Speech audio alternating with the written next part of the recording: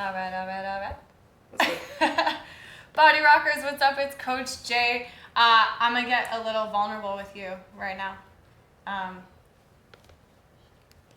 don't like training core at all. Not at all. I know. I don't like it. And I absolutely hate using booty bands. Not because I don't think they're good for activation and helpful when you're, combining them with your squats or your hip thrusts and all that stuff. But honestly, like, I'm crying in like 30 seconds and I can barely do it. And to be honest with you, there's one movement that we're gonna do that stands out, and it's the dead bug. And I call it your insurance policy. If you can do a proper dead bug, you can do anything, because it is essentially the position that you'll maintain through your squats, your deadlifts, your shoulder pressing, your press ups, everything. So super important position. This is gonna be as hard for me as it is for you. I don't like training abs. I'm very specific about how I spend my time training abs. And it's just with a few things dosed at about 10% of my overall training. So it's funny because I get asked about that all the time. So that is the truth. All right, so we're gonna use the band for the glute bridge on the second set here. So you can throw them on for your dead bug. It's really not gonna make a huge issue. We're just gonna kind of ignore the band, but it might be a nice little tactile cue to just kind of activate through the hips a little bit. So go ahead, slide that on. Whenever you're using one of these, try never to put it like on a joint. You wanna either go kind of above or below the joint. Today I'd recommend just kind of above the knees. And then let's talk about dead bug form before we start the clock, okay? So dead bug, actually, you know what I'm gonna do? I'm gonna take this one off just for this one specifically. Okay, so the dead bug. You can see that your pelvis here is very mobile, right? So my pelvis can rotate forward and I can rotate back, almost like a bowl of water. In neutral, there should be no water spilling out the bowl. This is very, like, you can see this a lot more when you're in a standing position, how you can kind of anterior rotate and like posterior rotate the pelvis, all right? So I want to try and find that neutral position, and what it's going to look like is sort of my pubic bone coming to my chin. So you can notice here, pubic bone to chin. Okay, I sort of close that space. So I want to do that by pulling in, and then I want to pull my ribs down to the floor. So I'm going to exhale my ribs down. Inhale into my belly.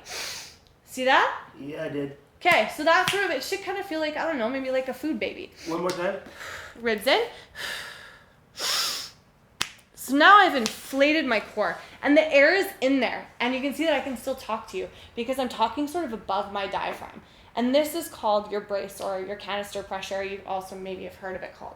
Okay, so we're gonna try and hold that while we dead bug. Really important. And there's levels to this. If you're struggling with back pain or you're having a really hard time controlling the pelvis, all you're gonna do is start here.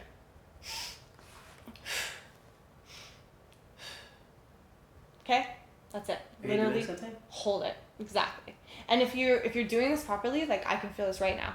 I have a very strong midline. I can deadlift 300 pounds. I can do pull-ups for days. This, I'm on. Like this, it looks like nothing and I'm working. So it's not so that, oh, I'm so strong. This is beyond me. This is a super important position to be able to hold. And the longer you hold it, the more healthy your spinal alignment is gonna be.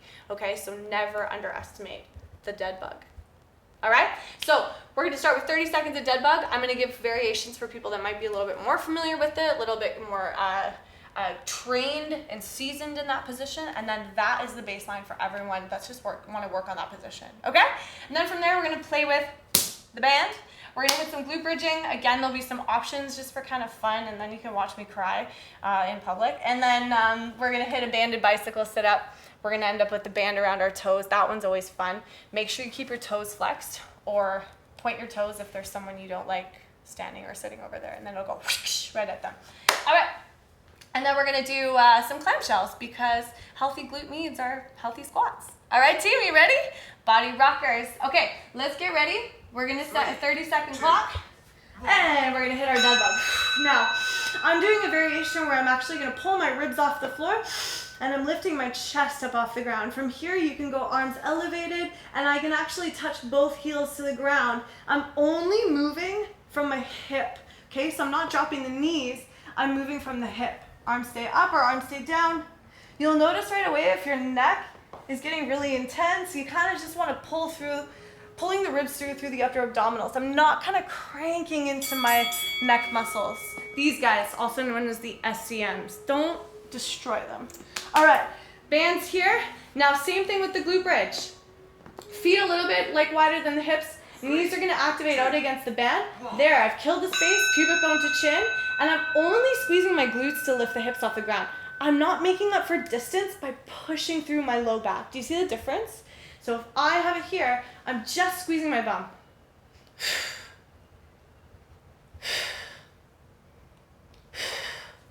Not here, right?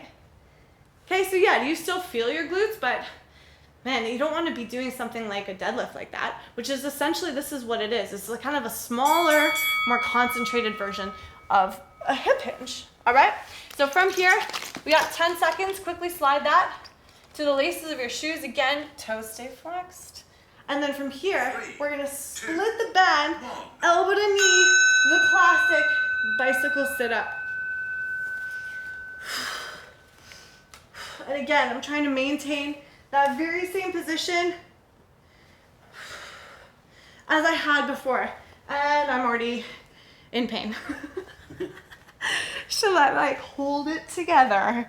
The people don't need to see you suffering. Or do you? You like it? Totally need to see it. You do like it, don't you? Oh God. 3, 2, 1. Beautiful. That one just for me is like right at the top of my rectus abdominis. These guys, also known as the six pack, is just on fire. Okay, so toes up in the air. I'm gonna split the band. 3, okay, 2, little abduction. And then I'm gonna reach up and touch the opposite toe. The goal here is to also keep tension on the band. All right, the farther you go, the more terrible it feels.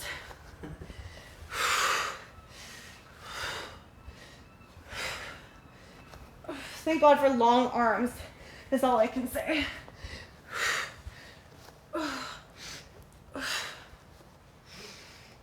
Good, one more each side. Push it, push it, push it. Beautiful. Nice. Okay, slide it back in. Jane Fonda, is that you? Clamshells. Above the knees. Now, chilling out. 3, 2, head in the hands. Bring the knees up, and then we're gonna kind of pivot the soles of the feet together. I want you to watch your hip. Notice if you're gaining distance by rolling your hip back. You can actually do these against a wall or put even your foam roller behind you. And if you knock over that foam roller, you know that you're really rolling that hip back. So I'm just trying to push the band apart, just using my glute muscles there. Nice. Doesn't look like much, but honestly, the workout that we're doing today is a great, see? That is the art of suffering. That looks like some abstract. That's in a gallery somewhere for like $1 million. All right. All right, so now we got the other side. So what I was saying was this workout could be something that you do after one of the other ones or after your regular strength training. A lot of this is just really good accessory work that you can incorporate into the larger scope of your training program. Nice, and you know, it's interesting. You can see I can't get the band as high on my left hip. So what my body goes through from boxing is my hips are totally different. My left hip moves differently than my right hip because of the stance in boxing not being a square hip, right? We're at an angle, so you get all these little interesting imbalances, and you know, as a result, I don't have much external rotation on my left side, tons on my right side. 3. All right, here we go, back to those dead bugs. Good, so this one, we can go double heels. You can keep the arms straight up in the air. Again, remember, you can keep the arms down. I'm creating that brace, and then I'm gonna exhale in.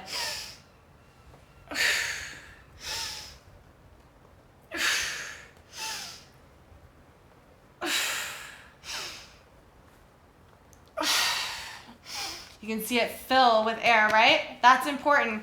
So especially if you're getting into more serious strength training, it's really good to know how to do that. Create the brace. Google it. Google it. You heard it here first. All right, glute bridge is up. Remember, not making up for distance by arching through that low back. Tuck first. Inhale into your brace. Exhale, squeeze the glutes. And now let's do a little knee drive.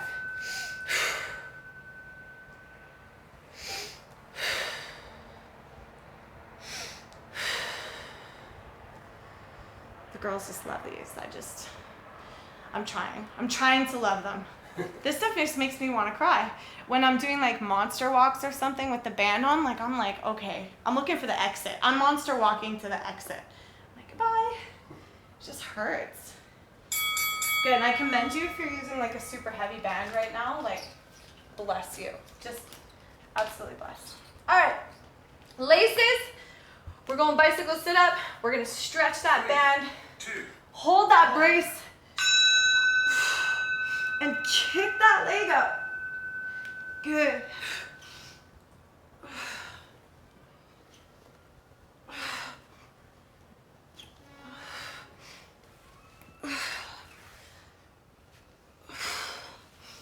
Imagine if you did this 3 times a week at the end of your training. What kind of results you could see, right? Not super high intensity, but you have to focus. And we're focusing on good aspects of accessory work, you know, instead of just doing crunches and stuff. Like, okay, little bits here and there, but can you do a dead bug? Can you hold your brace? 3, 2. Can you warm up your glute meads before you squat? You know, imagine what this would look like over the period of 6 months, you know, 3 times a week, what you could achieve. I think that's a really good way to think about almost everything. You know, what could I achieve if I applied this in a consistent fashion over time? I always say we are a product of what we do often. Very much like we are a product of what we think often, what we eat often, what we say often, the people we see often, the things we study and fill our minds with. Thoughts? Right, exactly. So be very purposeful with the time that you spend, right? Okay, let's start early. 3, Yeah. 2, 1. And I think that's the biggest portion of my success that I can speak to is, you know, consistency and discipline is never something that I've shied away from. The product of time spent is super valuable and chosen discomfort. You know, I chose to be uncomfortable in life because there's so many things we don't choose that make us so uncomfortable. Imagine the resiliency you can build if you go, you know, I'm gonna put myself here, thank you, and I'm gonna see what I can achieve. Let's do one more round, and I hope that you can take this forward into your training. That would be the biggest win today. All right? Cool. Let's go. Last set of dead bugs. Ribs in variation for me. I'm gonna touch the heels.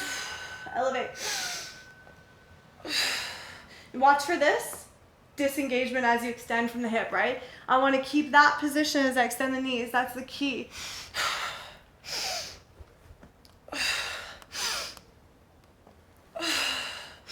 Even better, for more challenge, if you want, you can weight the chest with a kettlebell here, great, or a dumbbell, or you can extend behind you just a couple of inches. It makes it super challenging there. 3, all right, 2, glute bridge. 1. This time, bring it up, engage the glutes, rest the hands on the floor, and we're gonna hold for 15. We're gonna flutter the knees out for 15. Good, nice 5 seconds. 3, 2, 1. Notice that this position is not changing. I'm keeping that engagement through the glutes.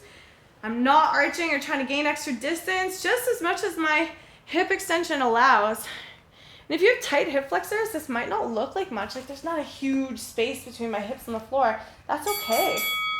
Excellent work. Okay, bicycle sit-up, slide it above the knees. Sorry, above the laces of the shoe, off the knees. All right, toes flexed, big kick, big kick. Go slow. 1. Your abdominal muscles aren't meant to, like, you know, do really, really, really fast, short reps very often. You know, oftentimes they're just there to brace and hold the organs. They're there to help you carry your suitcase from the, you know, the gate to the plane. Like there's you know, the groceries to the car. Like these are our abdominal muscles. They're like long endurance muscles, right? So go slow. Make sure you're aligning everything properly. Don't like rip through it and, you know, miss out on all the beautiful pieces along the way. All right, toes up in the air, split the band, touch the toes. All right, here we go. 3, 2, 1. There it is. And if you're really talented, You might be able to actually tie your shoelace from this position as well. How much resistance are you putting on that band right now? I'm putting, like on a scale of 1 to 10, 10 being I'm trying to like open that band up all the way, I'm putting about 30-40% on it, just consistent, trying not to move it from there. And I feel it, but it's not limiting my ability to hold it there. Because if I went too hard, there's no way I'd be able to hold that position. There's just no way. It's the little things that count. All right, we're gonna go last set of clamshells here. Good, so come down into your very best, Jane Fonda. Hip locked in, okay? Make sure you're not rolling that hip back. And we're just opening the knees. See, look at how much room I got on the right side here for days. Good, for days. And then that left side's gonna be really hard. I find it really challenging. Nicely done. Good, keep working through here. Let's hold last 5 seconds. 4, 3, 2, 1. Beautiful. Break dance move. Back to the other side. Okay, left side. So take note of those little things. I always think it's really interesting when you can take note of, oh, like, you know, this shoulder doesn't move like this one, or, 3, you know, 2, 1. I struggle to get that left knee up any higher, right? Notice those little things in your body. And then, you know, there's opportunity to work on them using like unilateral movements and accessory work, good warm-ups. Yeah, and that left side just fatigues right away. So notice that in yourself. You know, it's interesting. We are a product of what we do often. Good. Where's our last 5 seconds? 5. Hold it with me. 4, 3, 2, and 1. Woo! I kept my cool for you. What is that? You know, it's hard, right? It's hard. 2, It's 1. I really get a lot out of doing those dead bugs. I try to do them before all my workouts, you know, as a really good part of my warm-up or an accessory to the end. But doing like back-to-back core movements are really hard for me. So I commend those who have a little bit more endurance than myself. But I would always question and caution that we're doing the right things in the right way, in the right dose to achieve maximum results. And that's why we're here. So Coach Jay coming at you with a nice accessory, core, and glute workout today. Woo. See you next time. Awesome. Well, Yeah. I have you here. So a lot of people have been watching, and they're a bit afraid of jumping in because maybe it's been 10 years. Maybe they've never trained before. Maybe they're looking at you and going like, wow, how do I get there? This is too much. I can't do this. Like, for the people who are watching, desperately wanting to go and to try and to start, what's your advice? Great question. I think first identifying your why, because when the what gets hard, the why keeps you motivated, right? So the what could be anything. It's any number of the things we do, / showing up and even just filling your water bottle with the intention of rolling out your mat. That's a what. A squat is a what. A push-up is a what. But a why, that is the most important part of that. So if you've clearly defined your why, I want to be able to play with my kids without getting tired. I want to be able to pick up my grandson. I want to be able to look my best in my wedding dress. I want to be able to be healthier and happier. I want to reach this goal, that goal. I want to run a marathon. That's your why. So that's the first part. And the second part, the beauty of BodyRock TV is we kind of limit the things that are high intimidation, high barriers of entry. You're at home. Ain't nobody watching. And you got some of the best, you know, people in the industry here to help guide you through this, but nobody's watching, nobody's judging. It's a perfect place for you to make mistakes, learn, fail, have a cry, have a laugh, whatever it is, sweat, look however you need to look, come with however much energy you have that day, and execute your why. Nice. I like it.